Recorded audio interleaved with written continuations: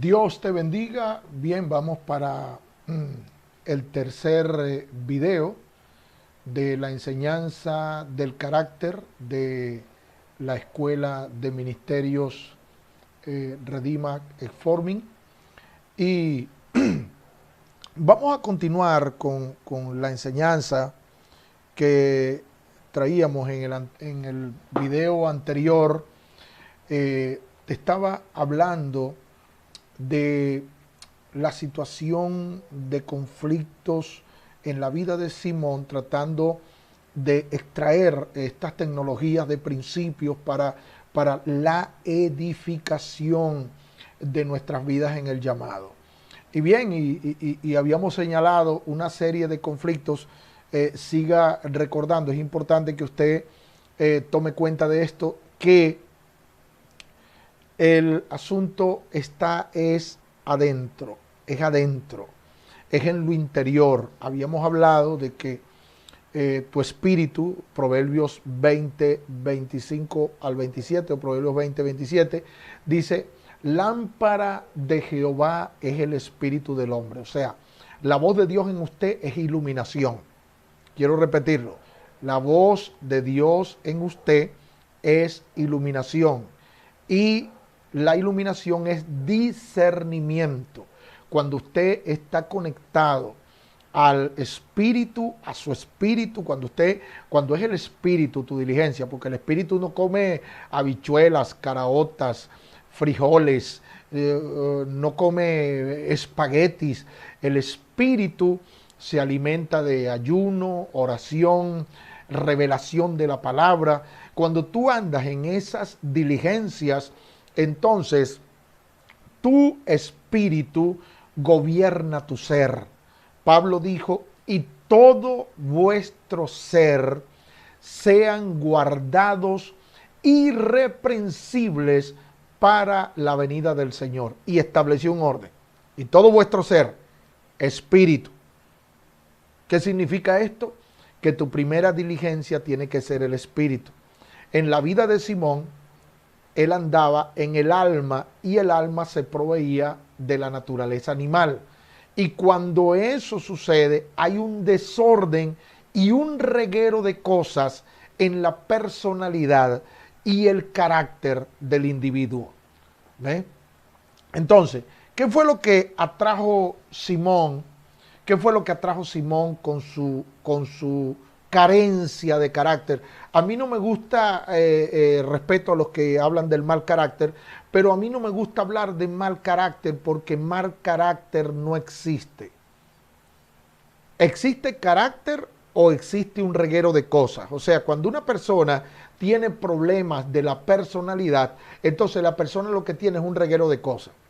Eso no lo limita de tener una capacidad, porque la palabra don gramaticalmente es regalo, pero literalmente es capacidad.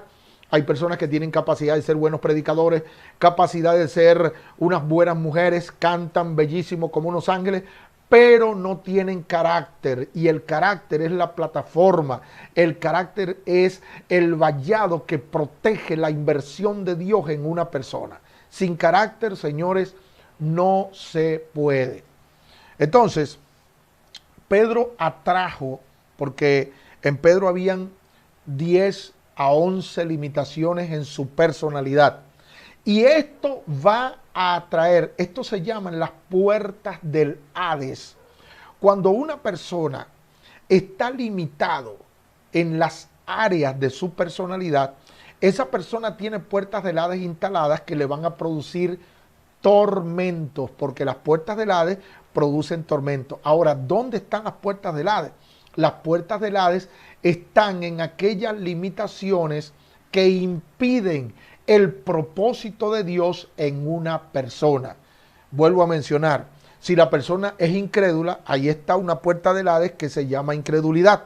Si la persona es violenta, que sacude, tira las cosas, golpea, habla pero de una manera ofensiva, insulta cuando habla las cosas a la persona, allí hay una puerta del Hades. Cuando una persona miente para quedar bien, allí hay una puerta del Hades, tiene una puerta del Hades en la lengua.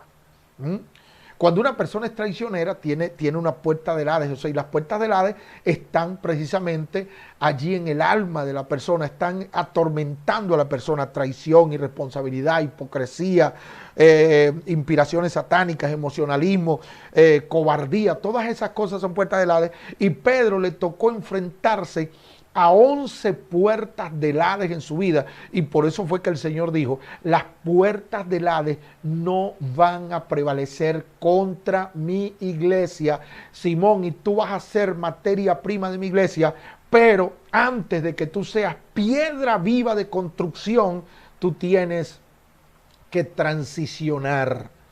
Tienes que transicionar de la vida que llevas, un reguero de cosas, a un nivel de aprobación cuando alcances el carácter que exige el llamado brillante que Dios te está haciendo.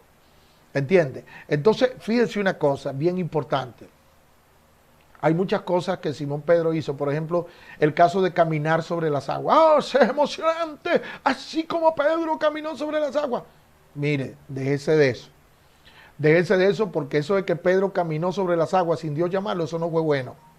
Hay gente que se tiran a unas cosas sin Dios llamarlo y después fracasan, porque Pedro fracasó caminando sobre las aguas. Claro que fue un hombre atrevido, porque sobre él había una unción y él se atrevió. La unción te convierte en una persona intrépida. ¿Cómo se dice? Intrépida. Sí, o intrépido, no me recuerdo cómo se menciona la palabra en este momento, no me viene, pero te convierte en un intrépido, ¿ve? O sea, que eres atrevido, eres una persona que te atreves a las cosas, ¿ok? Entonces tú tienes que superar en tu propia vida, tienes que superar las puertas del Hades. Porque tú puedes ministrar, tú puedes seguir cantando, tú puedes seguir predicando, tú puedes seguir viajando a las naciones, tú puedes seguir haciendo el pastorado que llevas, pero si tú no enfrentas las puertas del Hades, entonces en tu vida hay una bomba detonada con cuenta regresiva que en cualquier momento va a explotar y el propósito de Dios va a volar en 1000 pedazos. Fíjate lo que dice el Evangelio de Juan, capítulo 12, versículo 21 al 25. Escuche. Estos pues, verso 21, estos pues se acercaron a Felipe, que era de Betsaida de Galilea, y le rogaron diciendo: Señor, quisiéramos ver a Jesús. Verso 22, Felipe fue y se lo dijo a Andrés. Entonces Andrés y Felipe se lo dijeron a Jesús. Verso 23, Jesús respondió diciendo, noten esto: ha llegado la hora para que el Hijo del Hombre sea glorificado. Miren esto. Proceso en el entendimiento espiritual es glorificación. ¿Me está escuchando, líder? Proceso, escúcheme, mujer de Dios, hombre de Dios. Proceso, ¿verdad? En la concesión espiritual es glorificación. ¿Por qué? Porque Jesús había entendido que llegó el momento de Getsemaní, llegó el momento de la traición, llegó el momento de la cruz, llegó el momento de las heridas, llegó el momento de los látigos, y precisamente el Señor relacionó esto en el lenguaje de la sobrenaturalidad de Dios, o sea, llegó el momento de la glorificación. Verso 24 dice: de cierto os digo, que si el grano de trigo no cae en la tierra y muere, queda solo, pero si muere, lleva mucho fruto, mucho fruto. El verso 25, bien importante de Juan, capítulo 12, verso 25, dice así: el que ama su vida, la perderá, y el que aborrece su vida en este mundo para vida eterna, la guardará. El que ama su vida, la perderá, y el que aborrece su vida en este mundo para vida eterna, la guardará. Ahora, fíjese usted una cosa. Proceso. Vamos a hablar proceso para alcanzar el carácter del llamado. Ahora miren ustedes. El Señor dice algo bien importante. O sea, había una señal. Al Señor lo andaban buscando unos griegos y entonces esto fue una señal. Él dijo: viene la hora O sea, ha llegado la hora para que el Hijo del Hombre sea glorificado. Ahora, es necesario que el grano caiga a tierra y muera. Miren esto, yo le voy a hablar en el proceso, ¿verdad?, del llamado.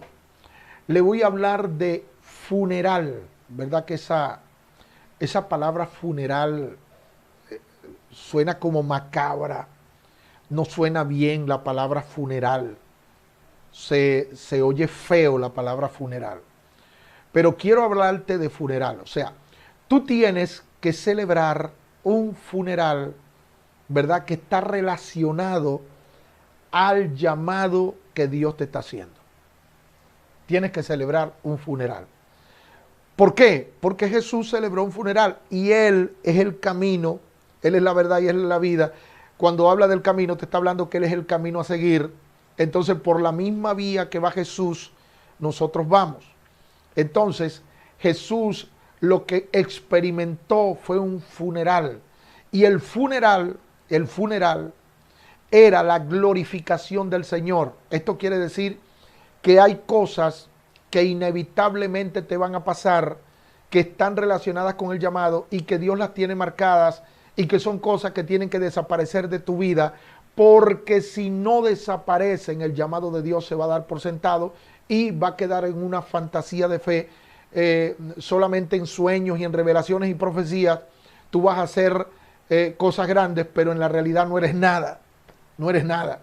Porque hay gente que son algo en una profecía: hijo, te voy a llevar a las naciones, hijo, vas a hacer grandes cosas, hijo, vas a hacer aquello, hijo para allá, hijo para acá, pero en la realidad no son nada. Entonces es bien importante que nosotros entendamos esto. Señores, proceso es involuntariamente necesario. Proceso involuntariamente es necesario. Usted va a pasar por una transición de proceso para Dios llevarte a la plataforma que Él te quiere llevar para celebrar su propósito, porque juntamente con la celebración del propósito, Dios te va a celebrar a ti. Entonces el Señor dijo, mira, o sea, hay personas que le pasan algo. Mira lo que es la ignorancia que se tiene, la superficialidad que tiene muchas personas, que cuando le está pasando algo y le viene persecución, le viene angustia, le vienen de gente que los persigue, inclusive hasta gente llamado de Dios te van a perseguir. Gente llamados de Dios te van a perseguir. Ahora, ¿por qué te van a perseguir? Porque tú vas a decir, y yo me estoy portando bien, y yo me estoy portando bien, y yo estoy haciendo las cosas bien, yo no entiendo por qué me pasa esto, por qué me pasa aquello, por qué me pasa tantas cosas, Dios mío, ¿por qué, Señor? O sea, tú vas a decir esas cosas. Pero escúchame, aquí no es suficiente portarse bien. ¿Tú sabes quién se portó muy bien y que no tuvo ni un error? Jesús. Y no bastó con que se portara bien, el proceso le vino. Porque es que tú y yo vamos a experimentar procesos para Dios llevarte a escenarios relevantes. Porque Dios no te quiere llevar Dios no te quiere llevar a ti. Dios quiere llevar al propósito que Él ha puesto en ti. Él lo quiere llevar, pero Él tiene que celebrar algunos funerales en su vida. Es necesario que Jesús le dijo a Simón, es necesario que yo muera. Y él dijo, no puedes morir. ¿Por qué? Porque Pedro estaba en un nivel de entendimiento natural, humano. Él no había concebido la palabra de glorificación, y la palabra de glorificación es proceso. Jesús entendió, y mire esto, qué cosa tan tremenda. La angustia de Jesús era porque no había venido la cruz. ¿Y cómo me angustio, Padre, hasta que llegue ese momento? O sea, Jesús estaba angustiado para que llegara el proceso, porque sabía que en el proceso habrá un antes y un después. En el proceso habrá un antes y un después. Usted, después que pasa por un proceso, nunca más será el mismo.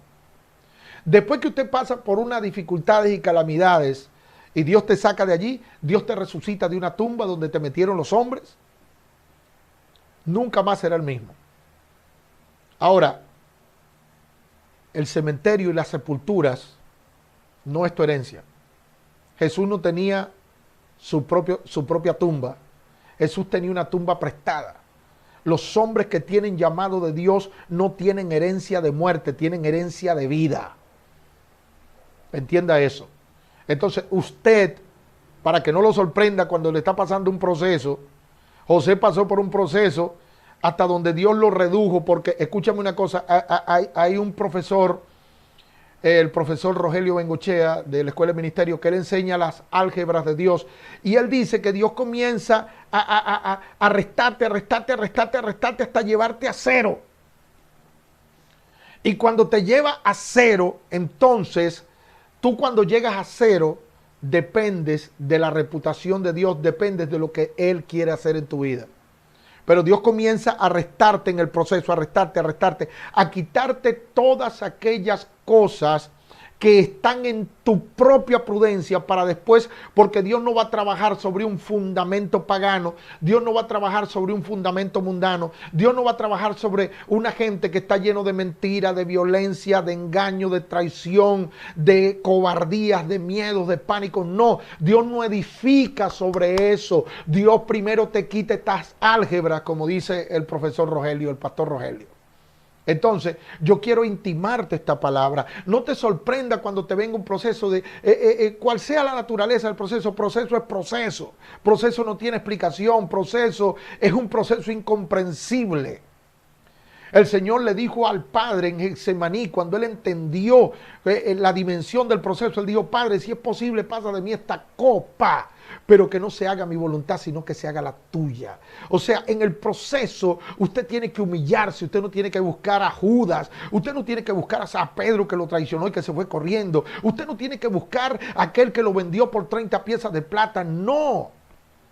Dale un beso a Judas.